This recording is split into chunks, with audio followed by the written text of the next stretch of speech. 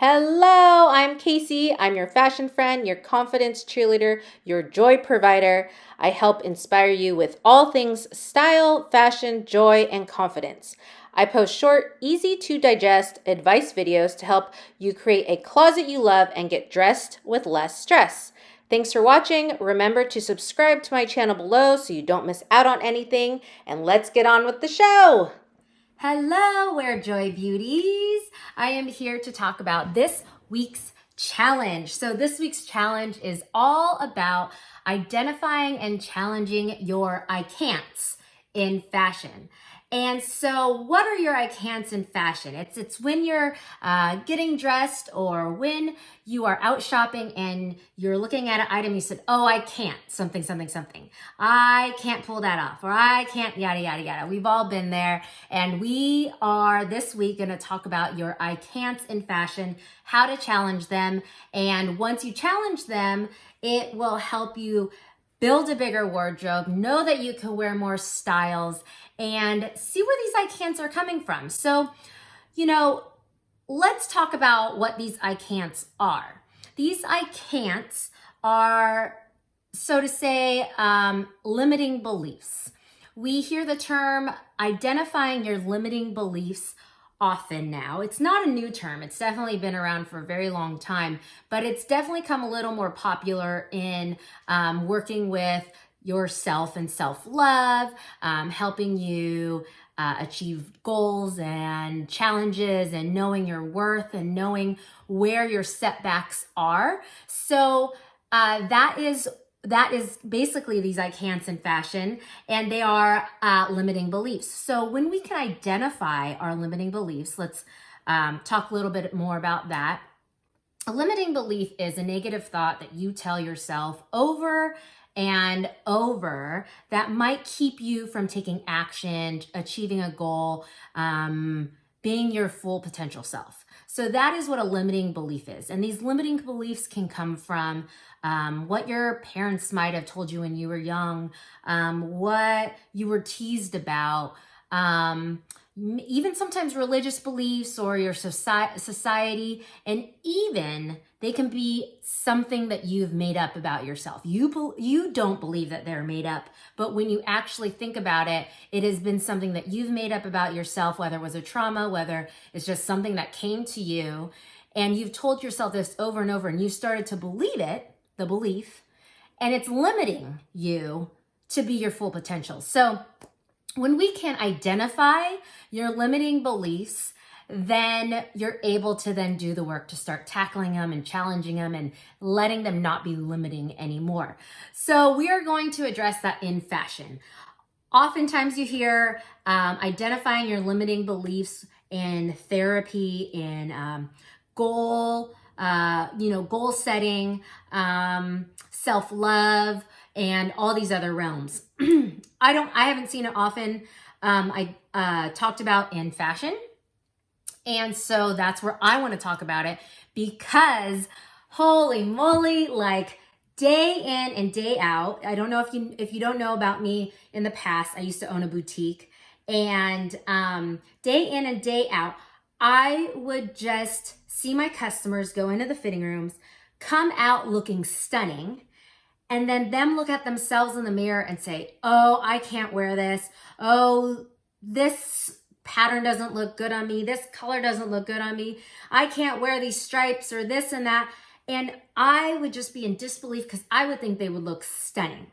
And I would just see day in and day out women being so hard on themselves in the mirrors and with all these limiting beliefs, all these I can'ts. I can't wear this. I can't do that. And in my head, because I have an unbiased opinion, I'm sitting there going, what are you talking about? This is like so beautiful on you. And, they a lot of times would end up leaving my store, not buying this item that I felt they looked stunning in because of limiting beliefs and because of their I can'ts that they put on themselves in fashion. So I think that it's definitely a thing we need to address in fashion, because I've done the work. I used to be that way in certain things.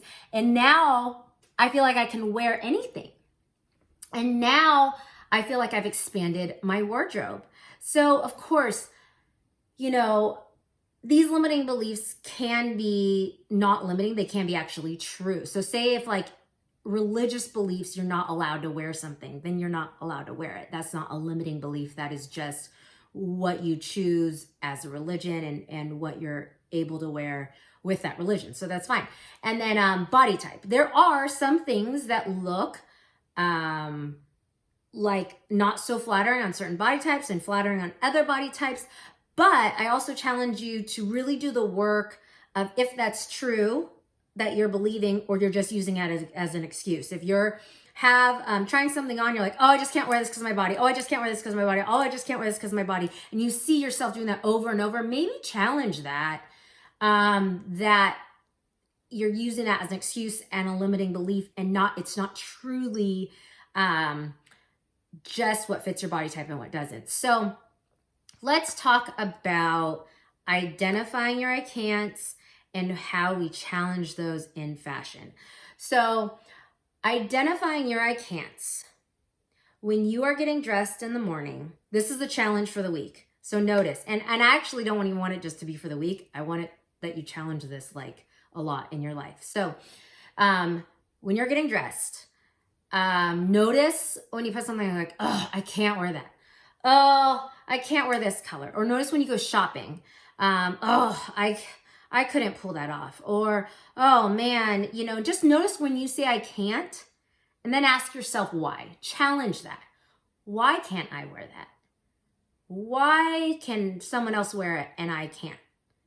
Like start to dig deep and wonder why. There are some colors that might not look good on, certain people, and they do on others, and that's okay, but really challenge that. Try all different shades of that color. Don't just disregard that color, but start to challenge your I can'ts of when you get dressed, when you go shopping.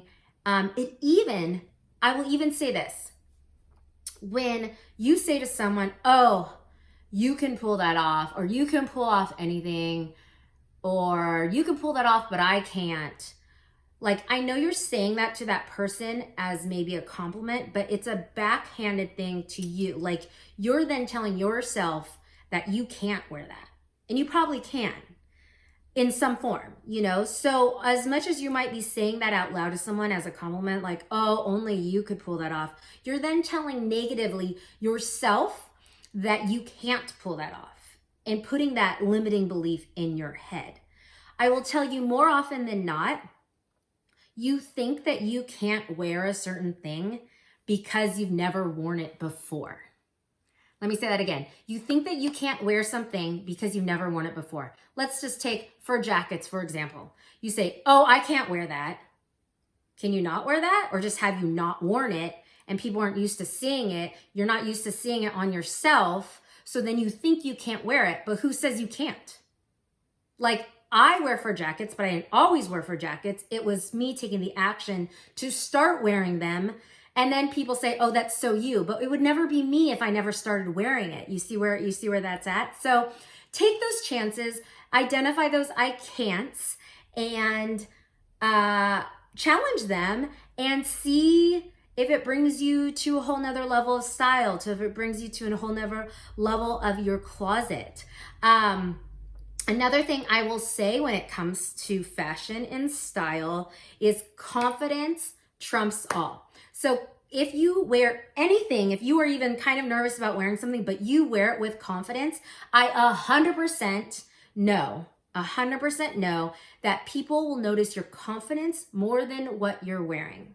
So if you're trying something new, wear it with confidence and wear it out there. And people will notice, man, she looks good because of your confidence, not even so much of what you're wearing. So just know that, and I know that from experience, and I know that from watching people, go out there, wear your stuff with confidence, pride, and stride, and that will be noticed way more than anything you are actually physically wearing. So you might ask, like, where was my limiting beliefs? I've done a lot of work on this, and when I was young, my dad used to tell me, Asians don't look good in green. And I just believed him. I didn't know. So all growing up, I never bought green. I would say it was maybe college that I started to wonder, is that even true? Like, is that even a thing?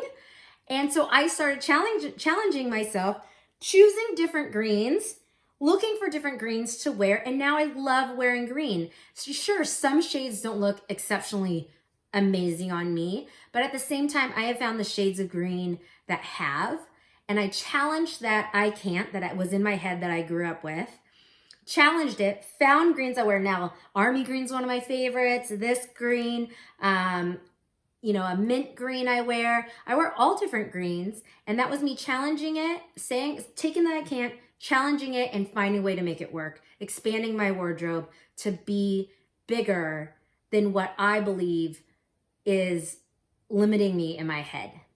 So that is this week's challenge. This week's challenge is to find your I can'ts, and go ahead and list them in the comments. Find your I can'ts, list them in the comments. We can work through it together. And then also challenging them, going deeper.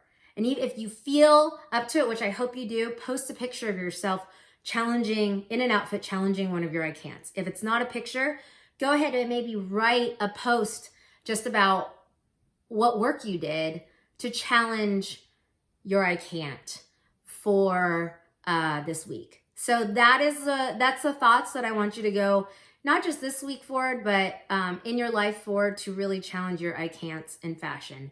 And I hope this helps you. I hope this brings you a whole new wardrobe and style. And let me know if you have any questions. And it's just always such a pleasure to be here with you all. Have a great day.